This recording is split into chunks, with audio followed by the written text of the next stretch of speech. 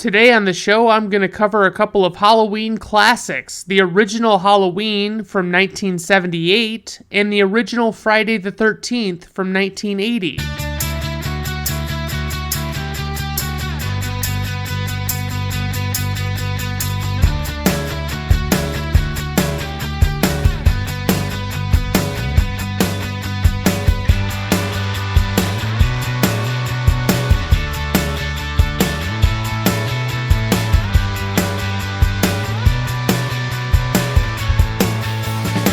All right, everyone. Welcome to Brandon at Random Reviews. I am your host, Brandon Griffiths. Thank you for tuning in. I do appreciate you stopping by. I guess today, as I mentioned, I'm going to be covering a couple of horror movies, slasher type movies. Not the first slasher movies, but some of the first ones to popularize the entire subgenre. I do want to go into, there's a concept that I think a lot of people probably aren't super familiar with, and they probably haven't heard it referred to as this by anybody, but there's an idea called the final girl, and it was a term coined by an author named Carol J. Clover in her book Men, Women, and Chainsaws, Gender in the Modern Horror Film. Basically, what it says is that there's like a final girl who is typically, is morally pure, and she will make it through the entire movie, and once all of the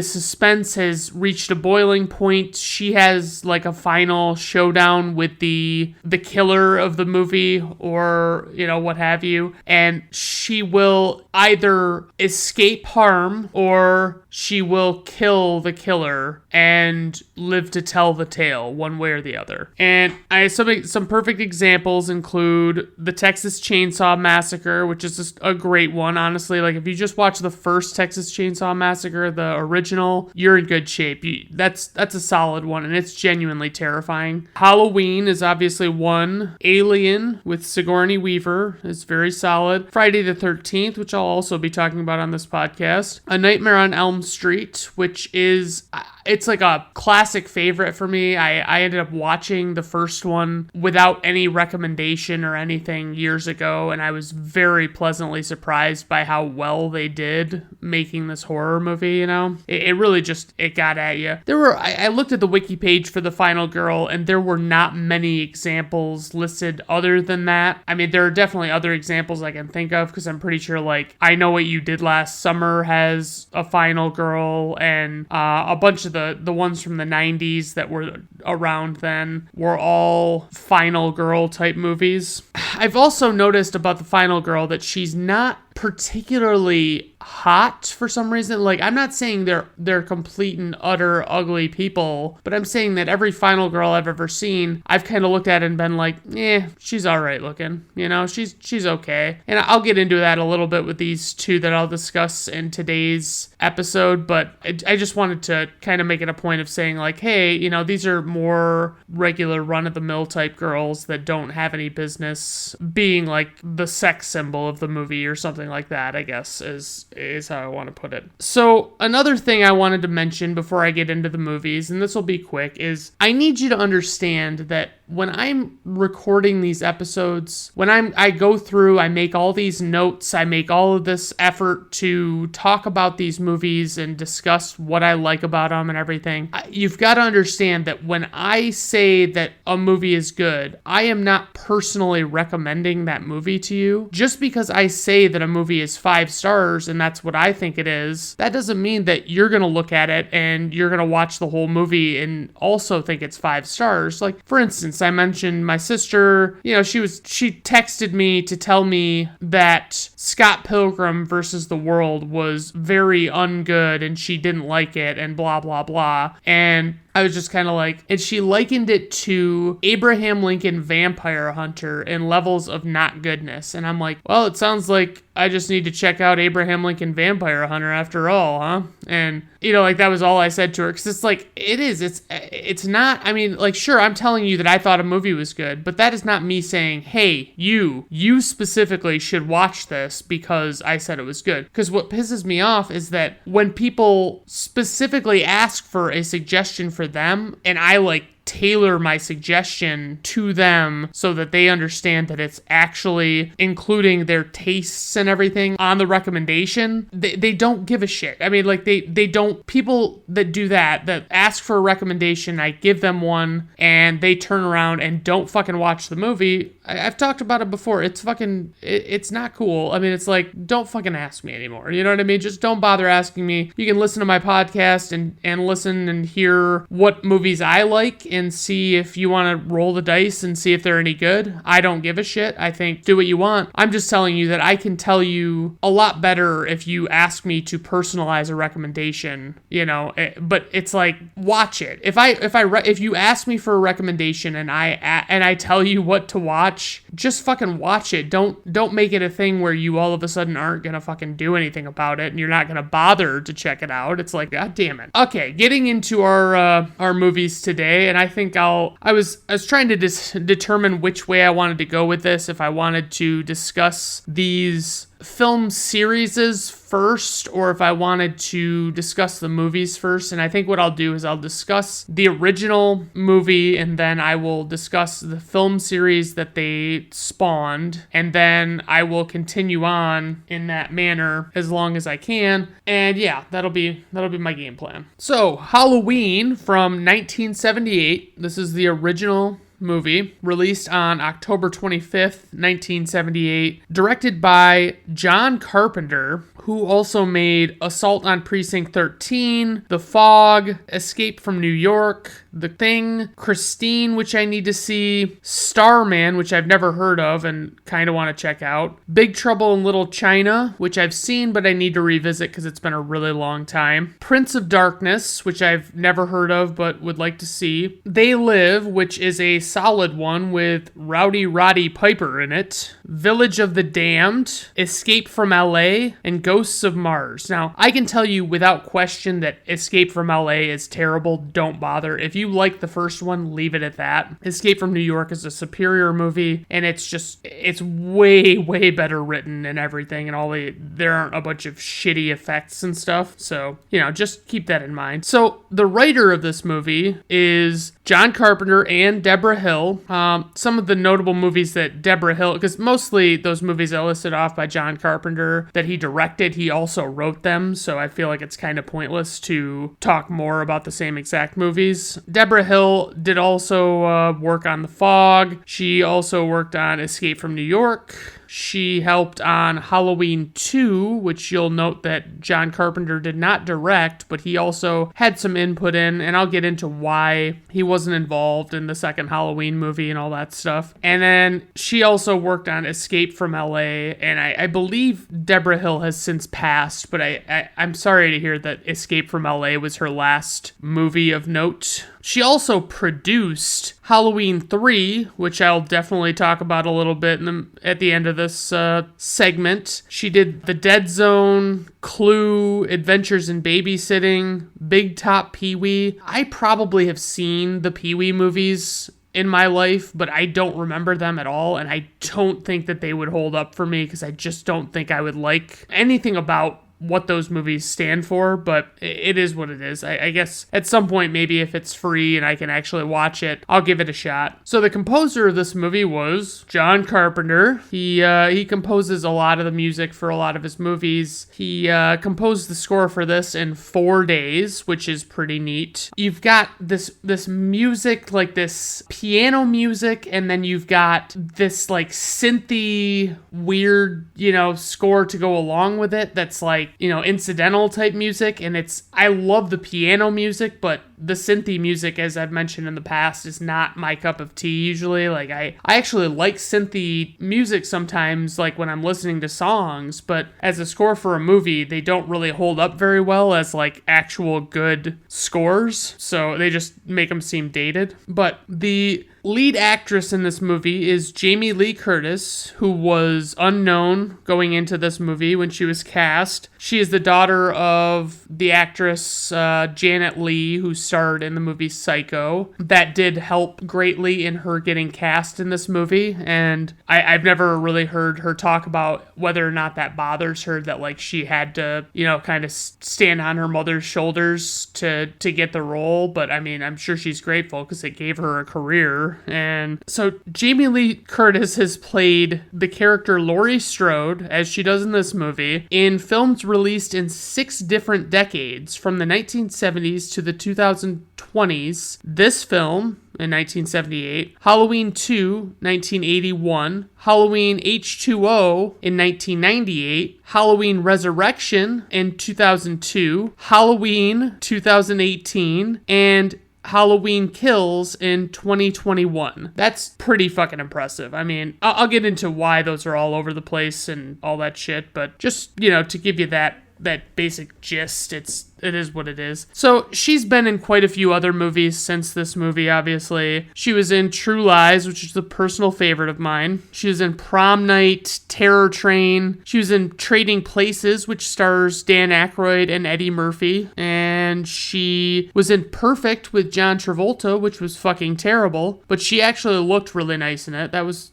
good. She was in A Fish Called Wanda, which I kind of never really got the appeal of, but whatever. And she was also in the movie My Girl, and I don't know if she was in the sequel or if she just did the first one. I don't remember those movies at all. We have Donald Pleasance, who actually worked for, I believe it was like 5 days on this movie. He plays Dr. Sam Loomis, and I only honestly know him from a couple of other movies, especially, he's in a bunch of the other Halloween movies. He plays the same character, and then he's in You Only Live Twice. He plays Ernst Stavro Blofeld, and he's like the main bad guy. And if you look at images of him from that movie, you can see where Mike Myers got the inspiration for Dr. Evil. And he was also in The Great Escape, which is a solid classic film. PJ Souls, she's in other bit things. She gets totally naked in this movie, like totally. And I say that because she will not shut the fuck up about saying totally throughout this entire film, and it just aggravates me. She only says it 11 times, but she is saying it so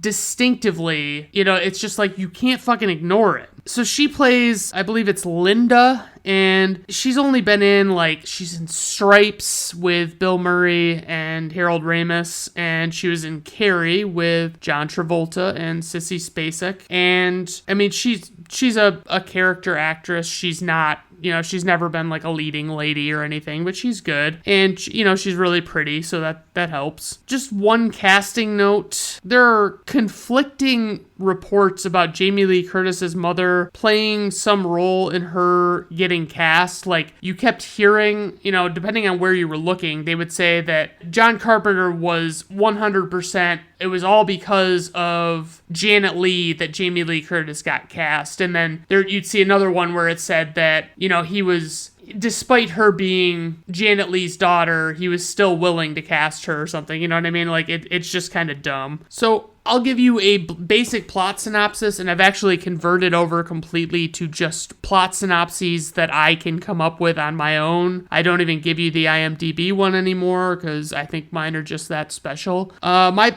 synopsis is: a 6-year-old boy murders his sister and is committed to a sanitarium. 15 years later, he manages to escape and pick up where he left off all those years ago in his hometown on October 31st. Anyway, let's dive into this cool fucking 70s slasher flick.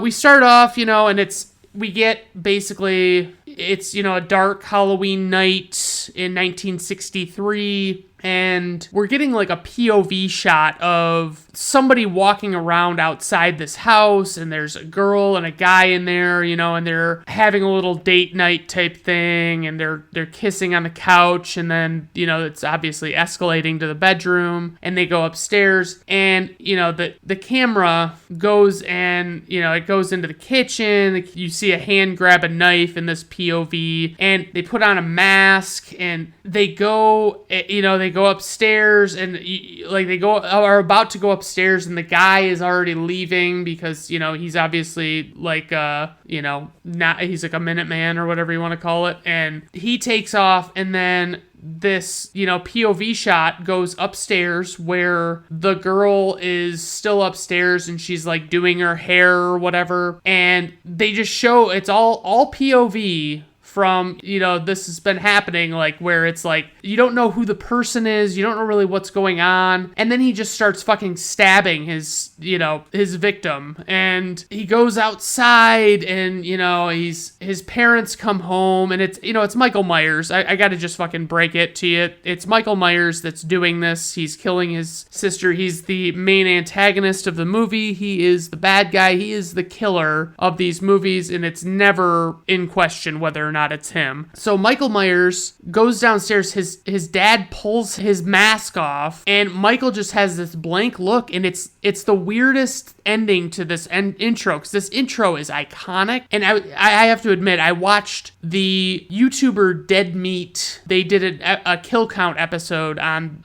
the first Halloween movie, and they did the whole series. But anyway, he was talking about how it's like they sit there forever after they see Michael comes out of this house with a fucking kitchen knife in his hand, wearing a mask, and he's got like presumably blood on him and shit. And they just stand there. They don't like run in to call the cops, or they don't go and see if everyone's okay. They don't do anything. And I mean, I guess it should have just cut out sooner, because you probably could have assumed that they were gonna get that. But a fun fact that I had: the stabbing sounds that you hear when Michael is killing his sister are the sound of a watermelon being stabbed. And I just, as soon as this is over, we cut to Loomis is going out to see Michael Myers because he's got to take him to a trial or a hearing or whatever. And it's so great because it's such a classic thing now that like Loomis is that guy that knows what a monster everyone's dealing with, you know? He knows how bad Michael Myers is, and nobody takes him that seriously at all. Nobody fucking believes a word he says. He could tell them anything under the sun and they would not fucking believe him. When they go, you know, they get to the sanitarium, Smith's Grove is what it's called, and basically you can see that a lot of the patients have broken out of the sanitarium, and they are all of a sudden like who you are to understand is Michael Myers is like actively trying to get into this car. And he, at one point, he's on top of the roof, and he's like on the roof of the car, and he reaches around while the nurse that Loomis was riding with is sitting and like trying to remain calm, and he breaks the window with his hand. And I couldn't help but wonder, like, how hard it would be to break that glass, you know? Like, I've hit car glass pretty fucking hard before. It does not just go without a fight, you know? It's not that easy. And apparently,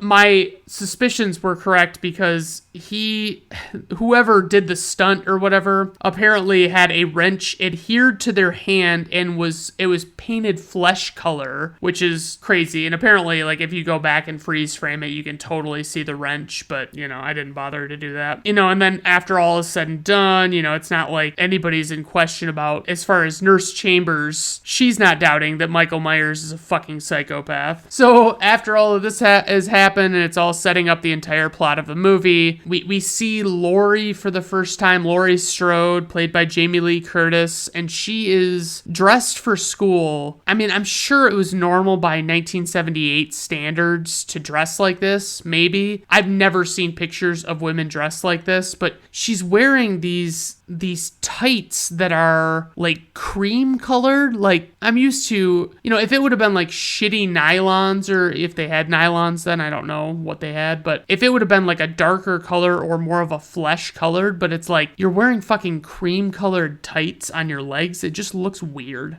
I mean, Pinterest described what, and this is probably going to be better than anything I can say because I don't know fashion, but it said it was a modest forest green turtleneck, tan cable knit cardigan, knee-length floral print skirt, cream tights, and penny loafers. And by the way, penny loafers as a concept were for when this is what I initially found. They were for when the phone box cost 2 cents to make a call in case of an emergency. But apparently that's actually not a thing. Like, it was never that cheap to make a phone call. So it was like, it actually cost 5 cents to make a call. So basically nobody's really talking about why penny loafers exist, because I think they're just the weirdest fucking thing. Like, why do we have these fucking shoes that it's like a style thing to put pennies in the tongue of the fucking shoe? I don't get it at all. But, they go, Lori's dad is having her drop the, key at the Myers house or whatever, which is now like a haunted house type location in Haddonfield, Illinois, where they're, the fictional place where they're located.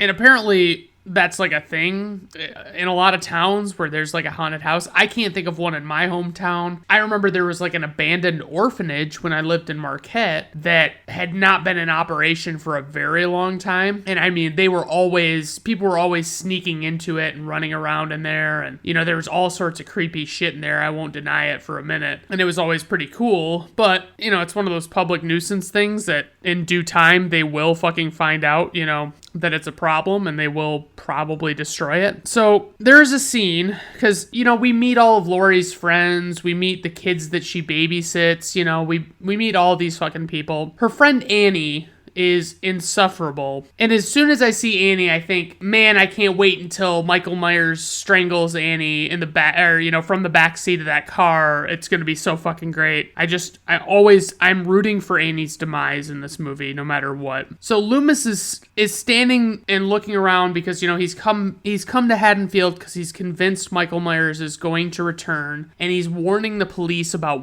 what kind of guy this is and what he's going to do and how dangerous he is. He's standing there waiting for the police officer, and he starts looking around, and lo and behold, this fucking, Michael rounds the corner behind Loomis in the car that he stole from Loomis, and Loomis never sees him. Like, he basically just looks the wrong way every time he gets the chance. So yeah, it's a pretty cool shot, though. It's a very wide shot. You get to just see Loomis standing there in the middle of the frame, and Michael Myers just driving around behind him. I mean, another thing about Annie is, Lori kind of entrusts her with this bit of information that she's got a thing for Ben Tramer, and it's just some guy from school or whatever, and Annie decides that she needs to take it in her hands and tell Ben Tramer how Lori feels, and then she uses it to like blackmail Lori, and it's like, holy shit, what a fucking bag of shit. Anyway, they go back to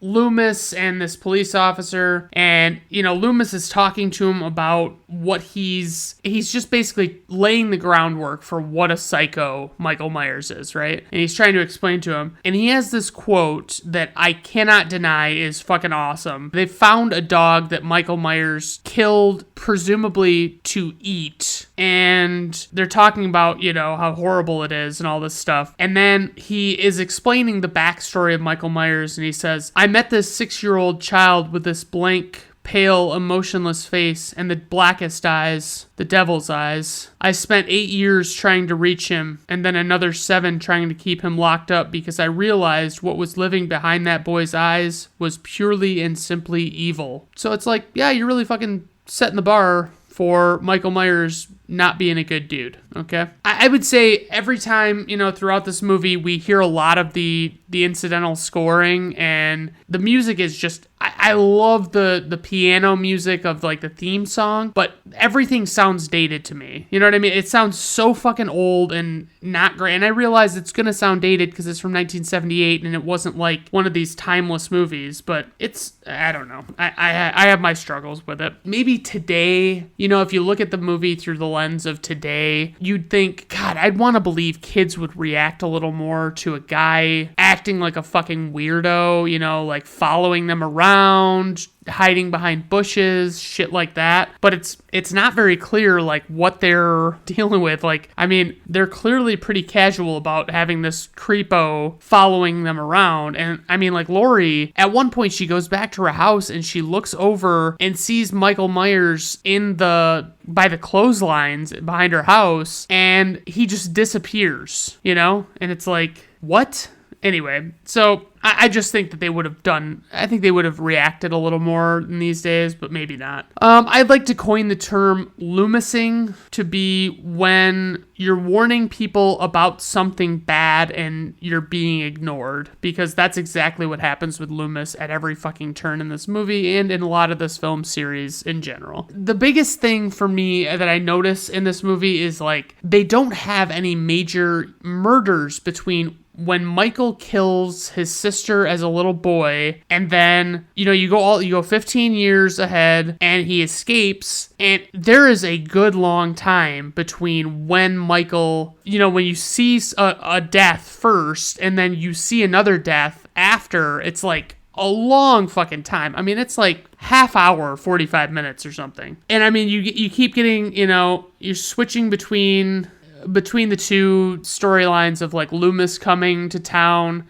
and then you come to see Lori and her friends and what she's doing babysitting that night and all that stuff. And you might think to yourself, as Lori is like on the phone with Annie, you might think to yourself, God, I feel like Annie's being kind of a terrible friend. And you'd be 100% correct. That is absolutely right. Annie is a horrible friend, and she is a piece of shit that Lori should not hang out with. But I digress. I'm always so excited when he finally, because he kills Annie in the back, or from the backseat of this car. Annie gets in the front and he starts strangling her, and it's very silent. There's no music, no nothing. And then she tries to like use the horn to call attention to herself, and then he just makes a quick kill of it and stabs her. It's a fucking great kill. I really like it. But he like leaves her on the horn, like after she dies, and the horn is blaring, and it's like he doesn't take her off the horn right away. And I'm like, what are you doing, Michael? What are you thinking? Anyway, the amount of pride that we get. So Loomis is hiding outside of the Myers house, and he's just waiting around to see if Michael will turn up there. And he scares these kids away because he figures out what one of their names is, and he like scares them away. And then he has this look of like overwhelming pride on his face, like he just did something fucking amazing by scaring some like 10-year-old kid away. And it is what it is. We get, we keep seeing, different settings, different characters. Linda is PJ Souls' character, and she is with her boyfriend Bob, and Bob's got glasses. They have sex for a comically short period of time, and then Bob goes down to get beer or whatever, and Michael kills him. He like holds him up against a wall, and he stabs him, and then he stabs the knife into the wall, thus holding his entire body up with the knife pinned to the wall. And it's pretty fucking cool, I'm not gonna lie. And so after this kill, Michael goes up and he's gonna mess with Linda, and he's got a fucking sheet over his head, making himself look like a ghost, and he's got Bob's glasses on, and it's like, I don't see what the fuck. I mean, it kind of adds a little element to it, but it's like he could have just as easily walked up there and fucking murdered her and made quick work of her and not wasted his time, but whatever. Yeah, I mean, so while Michael is killing Linda, she calls, like she's before Michael even starts to kill her, she calls Lori. And Lori answers, and all of a sudden Michael, as soon as Lori answers, is now strangling Linda with the phone cord. Lori says this line that is, "All right, Annie, first I get your famous chewing, now I get your famous squealing." And, obviously it's made to sound like it's like a lewd sexual thing that Linda's doing, but like Lori thinks it's Annie because she doesn't know Annie is dead yet, So, I kept thinking, with all these phone calls going on in this movie, because, you get Annie calling Lori, Lori calling Annie, Paul calling Annie, all of this shit, Linda calling Lori. It's like, in the cell phone age, this would not have worked at all. You know what I mean? There are way too many things going on where it's like, yeah, if you would have just fucking had a cell phone on you, you would have been fine and there would have been no problem. But it's important to note, though, at this point in the movie, with 20 minutes left, I mean literally 20 minutes left on the runtime, not just like how much actual pre-credits time is left, which is probably more like 16, 17. With this amount of time left, Laurie is only just now beginning to believe that there might actually be something awry with what's going on, and people might be in danger and blah, blah, blah. And Jamie Lee Curtis says one of the most commonly asked questions, because this is when, she's finally having a showdown with Michael Myers at the end of the movie. And she says one of the most commonly asked fan questions is, why did you throw away the knife? Which might be the most reasonable question I have ever heard. And she actually does it 2 separate times. So it's like, I'll give you a pass on the first one because you don't realize that you're the final girl in a horror movie, but let's get real here. You need to fucking have your wits about you and keep that knife handy. There's this there's a very cool chase scene, and they've established all of these locations where Michael Myers is killed leading up to this. And they go finally to, they show this scene where Laurie is running from Michael Myers, and she's trapped in this closet. She's,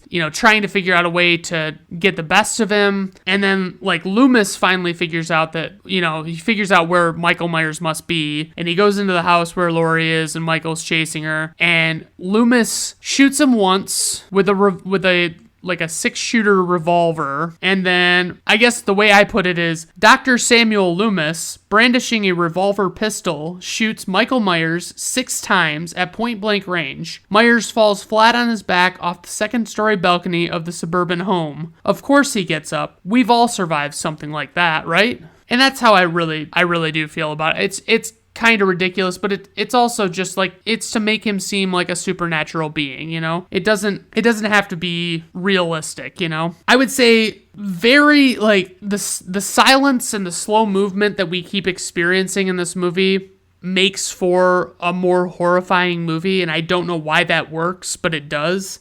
Just Michael's presence, or the threat of his presence, is too fucking real, and it's hard to deny it. And Jamie Lee Curtis and Donald Pleasance, they gave it their all, especially when Donald Pleasance was not excited to be in this movie.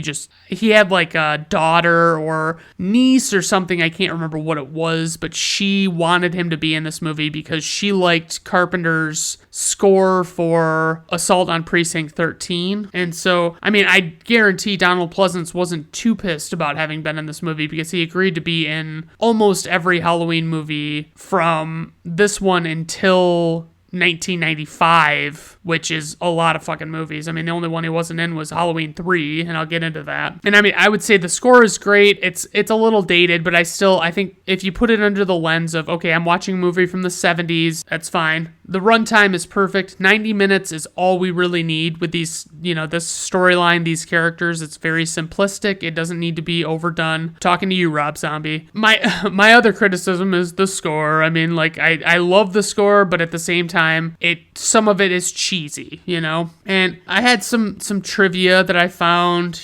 Carpenter agreed to direct contingent on his having creative control over this movie.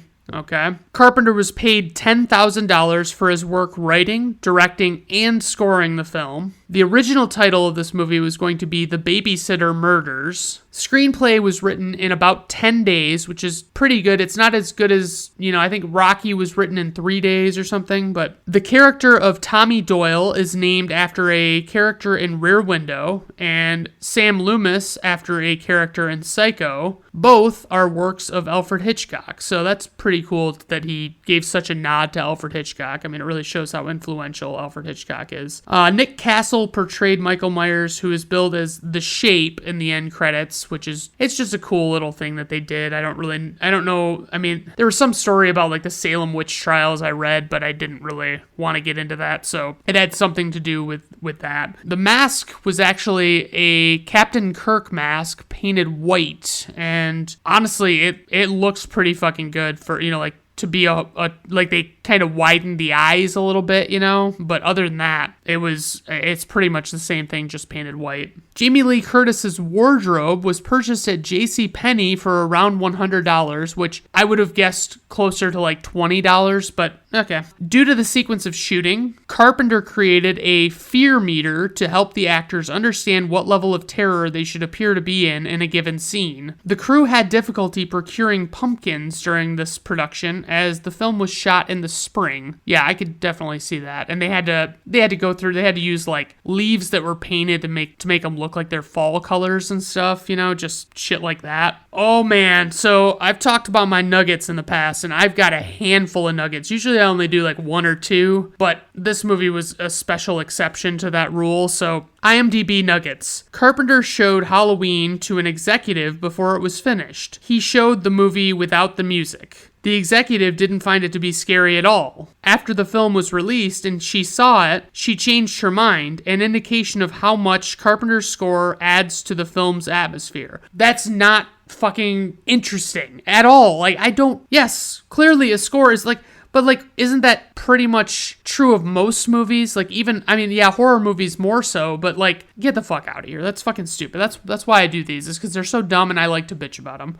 Deborah Hill worked for no salary, but a percentage of the profits. As the film grossed in excess of $70 million, this proved to be highly lucrative. Guess what? Percentages come in all shapes and sizes, and to say that she just got a percentage of the profits, if they said to her she was going to get 0.1% of the profits, that's a pretty decent, but it's there is no reason to believe that she necessarily made bank on this movie just based on saying that she got a percentage of the profits. You just don't know. Another IMDb nugget, as I call them, Michael Myers never runs nor speaks. Well, guess what? If you watch the fucking movie, you will see that his thing is not running and not speaking, okay? In the scene where Laurie and Annie smoke a joint on the way to their destination, Don't Fear the Reaper by Blue Oyster Cult can be heard on Annie's car radio. A cover version of the song plays in the movie Scream from 1996, a horror film that features teens watching and referencing this film, as well as other horror classics. Yup, okay, because it's kind of like they were probably just making a reference, doing a little nod like Carpenter did with,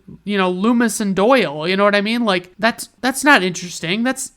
Watch the movie Scream. Yeah, it's a big fucking meta movie about horror movies, This one might have been my favorite. If Mike Myers used his real name as his stage name, it would be Michael Myers, like the killer in this movie. Yup, it sure would. Okay, this one is where they go off the rails, and it's almost too much. It is too much. Judith's killing is a metaphor of the morality and way of thinking in the 60s and 70s when the movie set. After to catch Judith with her boyfriend Daniel Hodges having relations, Michael decides to kill Daniel and Judith as punishment by their illicit activities in a time where all sex outside the marriage, especially in teenagers whose were taught that they must wait to be married, was roughly criticized and considered morally reprehensible. These killing cause a shock in Michael, who turns mute since then and becomes obsessive to punish any teenager who commits acts against the old-fashioned values and the socially accepted customs of those time. Holy fuck. Learn how to fucking write, people. My God.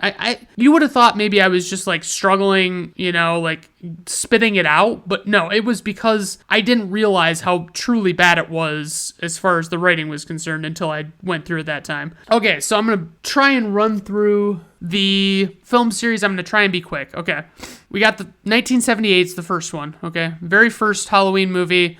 Michael Myers, kills his sister, goes away for 15 years, breaks out, blah, blah, blah. Okay, then there is a direct sequel called Halloween 2 with Jamie Lee Curtis in it, and it's about basically the events immediately following the events of the first movie, okay? Halloween 3 rolls around, and it turns out that actually John Carpenter's intention with these movies was to have an anthology series, and he goes into all of this shit about how he was going to make it a different story every time and not keep the same characters. And then lo and behold, we get Halloween 3 Season of the Witch, and it is the story about this evil mask manufacturer who is going to use these Halloween masks to take over the world, like mind control or something fucking stupid. Don't ever let any kind of hipster tell you that it's a good movie. It's a very fucking bad movie, and it's not even good, so bad it's good kind of movie. It's a terrible watch. I don't recommend it. After that,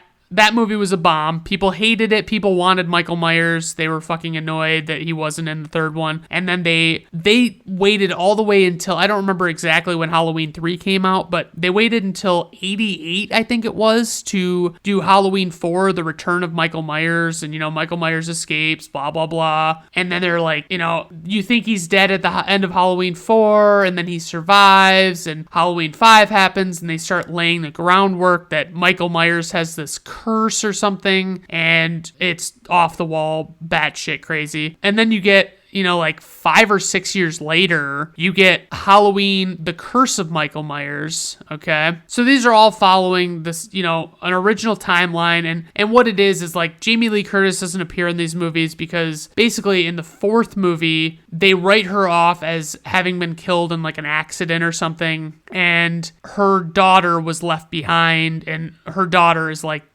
probably I would say the protagonist of the movies. So like when The Curse of Michael Myers rolls around, they're really going all in on this curse for, him having been cursed by a cult or something. Anyway, it was fucking terrible. The only reason to watch it would be to see Paul Rudd in one of his first roles. Then this is where it all gets interesting. Okay, so Halloween Curse of Michael Myers was the sixth one, and that one did not do well. And Donald Pleasance had been in all of these movies, and he actually died before they could finish shooting the sixth one. And then they decided they were going to go in another direction, and they said, we're going to do a movie that's going to be the seventh Halloween movie, but it's going to be called Halloween H2O, Halloween 20 years later, and it's going to be about Laurie, and we're going to wipe out all of the movies from, starting with Halloween 3 through Halloween 6 are all not going to count in this continuity, okay? And so it's this big story with Laurie again,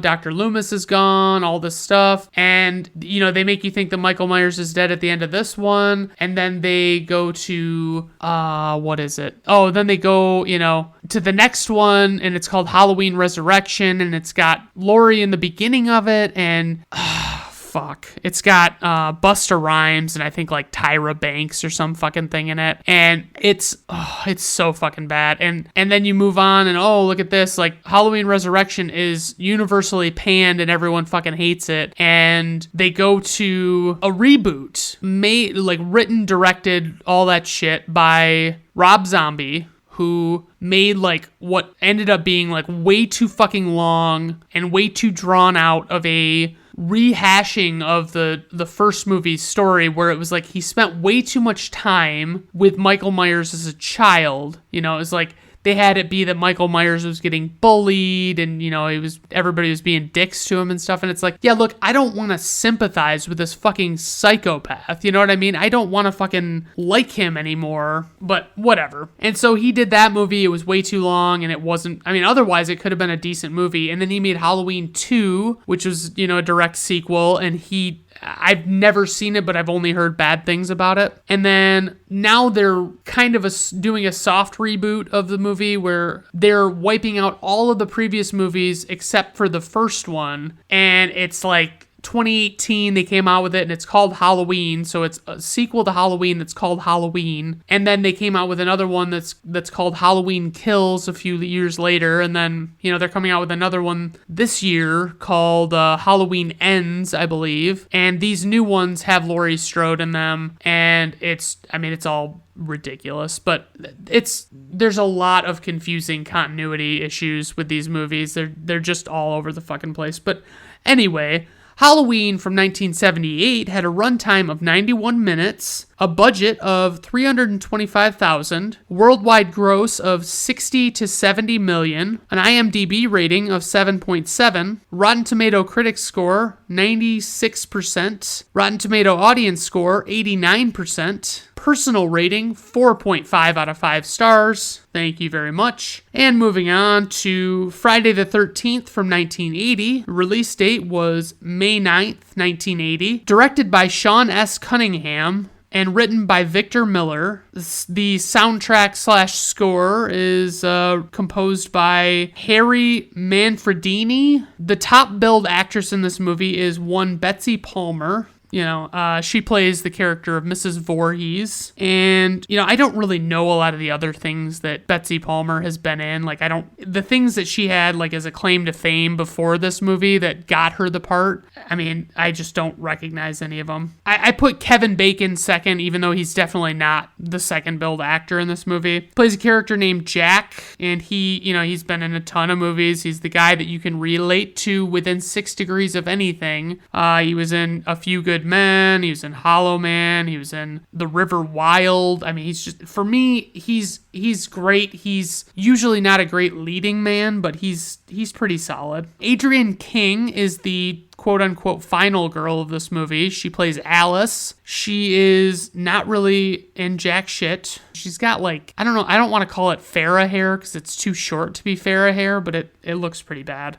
Janine Taylor, who I have noted here is hot. She's a bit young for me now, but like when I remember originally watching this movie when I was like a lot younger, and I remember thinking this chick is fucking stupendous, So anyway, and she's in the movie only till like maybe halfway, I want to say, but carrying on, casting notes. So they originally wanted Sally Field for the role of Alice, who is the final girl, but they quickly realized that they could not afford her. They used predominantly unknown actors in the cast, and, I guess that's probably pretty obvious. Plot synopsis. A group of counselors attempt to rejuvenate an old camp with an unpleasant past and try not to die in the process with little success. All right, let's dive into this movie. Nowadays, I can't watch Friday the 13th without being reminded of, the fact that there's so much POV in the movie, and it's basically just, you're seeing through the eyes of a killer what's going on, and they're bearing down on who they're about to kill. And the reason they do it in this movie is because they don't want you to know who the killer is or to be able to figure it out. But they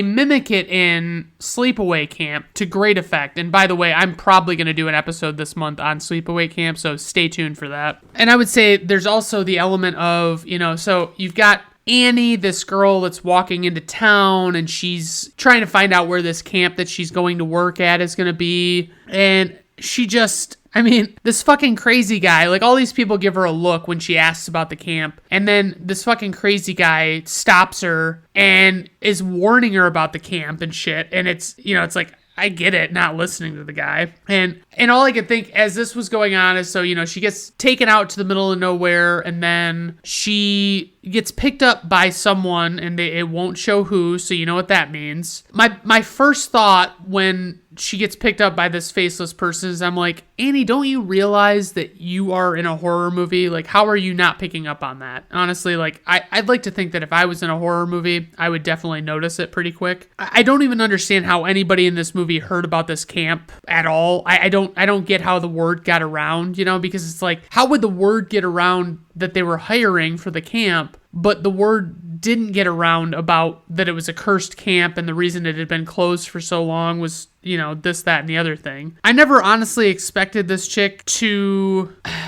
I'll be honest, like every time I kind of forget a little bit that like, I didn't realize that, like, oh, right, Annie, she isn't the main girl. She's not like the star of this movie. She gets killed pretty fucking quickly, actually. And that's how it goes down, you know what I mean? So it's like, it's very surprising when she gets killed, and it's a credit to the movie. They do a good job storytelling and not revealing that and leading you to believe something else. I would have honestly loved to get a summer job like this, like fixing up cabins and shit, and honestly, like, it could, aside from getting murdered, it could have been like the thrill of my life, The guy that's running the camp, though, I think I would want to steer clear of if I were a woman at all, because the guy his hair is questionable. His hairstyle is very weird. He's got a mustache, a bandana tied around his neck, and he is shirtless, and he's wearing like cut-off jean shorts. It's not a good look. It does not, I wish I could rock it, but I don't. I'm not in as good a shape as he was, so, there is that. So Annie is clearly like, it's like she still hasn't died,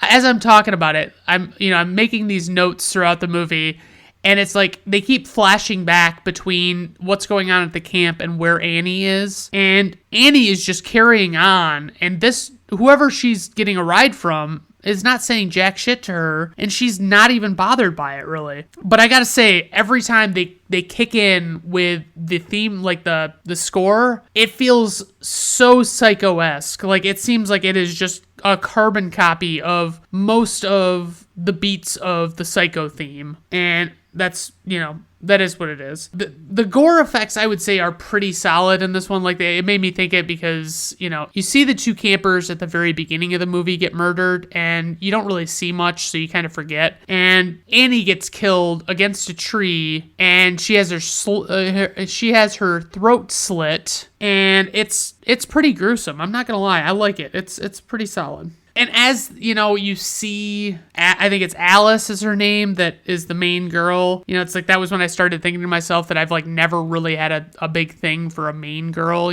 Like, I feel like a lot of guys probably would, and I feel like I normally would, but the main girls are just so generic, like, they're just so boring. And they have a scene where a snake gets into one of their cabins, and they kill the snake, and it's very definitely a real fucking snake that they kill. And it's like, what did that add to this movie? You know what I mean? Like, you fucking killed a snake for what? You know what I mean? I mean, I'm not pro-snake, don't get me wrong, but I also think that they're living things that don't deserve to die if they're not hurting anybody. And then there's a scene where they are, like, a cop comes out to the camp, and this one guy is running around in, like, an Indian chief headdress, and he's just kind of, talking. Everybody's talking to this cop so casually and acting like it's no fucking big deal. They're fucking with his bike, they're making jokes and shit, that it's like, yeah, this guy's not in a joking mood. Like, it'd be one thing if he was, like, coming out, like, just laughing about, like, haha, it sucks to be you guys, have to fucking clean up this cursed camp or something. But no, he's, like, being dead serious. He's concerned because this crazy guy is on the loose, and, blah, blah, blah. I mean, there's a lot of intercourse in this movie, and I like to call it intercourse when I'm pretending to be, like, an uptight prude about stuff.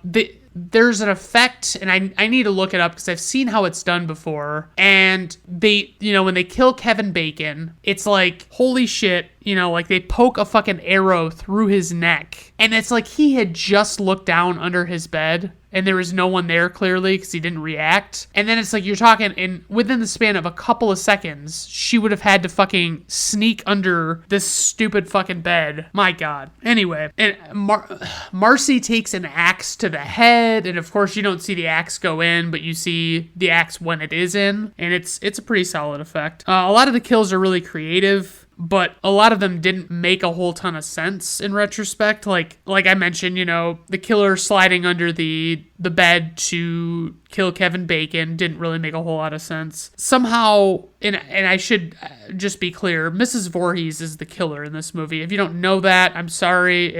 I tried to warn you about spoilers on the posts and stuff. But anyway, she is the killer, and she somehow at one point in this movie pins a guy to a door with arrows, and it's not clear if she stabbed them into him while holding him up, or if I'm to believe that she somehow shot him into the... I don't even understand how the guy got on the door with all the arrows in him, but it is what it is. And she also threw this one girl through a window wrapped in rope for no reason. And I'm like, I don't give a shit. Betsy Palmer in this movie could not fucking do the... She could not do the throwing of that girl. There's no fucking way. Nobody's there to help her, and she is chucking this fully grown woman through a fucking window. No. And my last major note for this movie was Betsy Palmer was a good, unlikely choice for Mrs. Voorhees, but we didn't really need these close-ups of her face at all, and I am not exaggerating. The close-ups are jarring, and I say jarring a lot. I mean, holy shit, I cannot fucking believe that this is what's going on. My biggest praises of this movie would be the overall, the gore of the kills, and the POV of the killer, creating a mystery around, who is causing these deaths and stuff. And I think that the cast actually did a good job. There's nobody in this movie. it was like not great acting, but it was not like horrible acting that it was like unwatchable. So that was good. My biggest criticism would be the fucking close-ups on Betsy Palmer. I cannot say that enough. And I would say some of the kills, especially the first 2 kills, are so fucking chintzy and cheap. And they're at the camp in way back when, and it's like, okay, I mean, I guess, but they don't close in on, what they're actually doing in the scene, and they just cut away from them. They don't show much. So that'd be my big, and my other criticism is the score of the movie being so similar to the Psycho theme song. I don't like it. The original title of this movie was A Long Night at Camp Blood. Betsy Palmer notoriously called this movie a piece of shit, and she only did it because she desperately needed a new car. Harry Crosby, who plays Bill, is the son of Bing Crosby, which is just a neat little tidbit. I'm going to be a little bit more brief with the Friday the 13th ones, just because, this entire review has been a little more brief. But so Friday the 13th and Halloween. Friday the 13th is a lot more clean as far as the timelines. Okay, so you get Friday the 13th, this one through Friday the 13th, Part 8, Jason Takes Manhattan. At one point, Jason's the killer in all but 2 of those 8 movies. And then Jason's spirit is doing the killing in the movie Jason Goes to Hell, which is the 9th and final Friday. And then, wouldn't you know it, they come back with Jason X, and that's Jason in space, and he's killing people. Then, they did the Freddy vs. Jason movie, and I can't remember. They did a remake. I don't remember if what came before or what, but they did a remake that was like an amalgamation of multiple Friday the 13th movies. And I watched it, and it was like, it didn't really do much for me. But I would say, in terms of an overall, just if you feel like just watching generic slasher movies, watch the Friday the 13th movies. Watch the first 8. They're all pretty bad by, one account or another. But, the Halloween movies are so all over the place. I can't really recommend like half of them because they're so bad. Even the best ones are still pretty terrible. So the runtime for Friday the 13th from 1980 is 95 minutes. It had a budget of $550,000. Worldwide gross was $59.8 million. IMDb rating was 6.4. Rotten Tomato critics score, 63%. Rotten Tomato audience score, 60%. Personal rating, 4 out of 5 stars. It's just, it has a lot of less than stellar moments in it that I'm just kind of, I can take or leave. But it's a good casual one to just throw on. If you're not one of those people that gets scared easily by movies, definitely just give it a shot and, check it out. All right, everyone. Thank you for tuning in. Obviously, let me know if you have. I get the feeling that by the time I finally release this episode, almost nobody will be listening to this podcast anymore, but I'm going to keep chugging along because it's fun for me. So please, if you are still listening, send me your requests. Send me, what you think I should be doing. If you want me to change the format, I can certainly give it a shot if it seems reasonable to me, if I like the idea. All right. Thanks, everyone. Have a good night.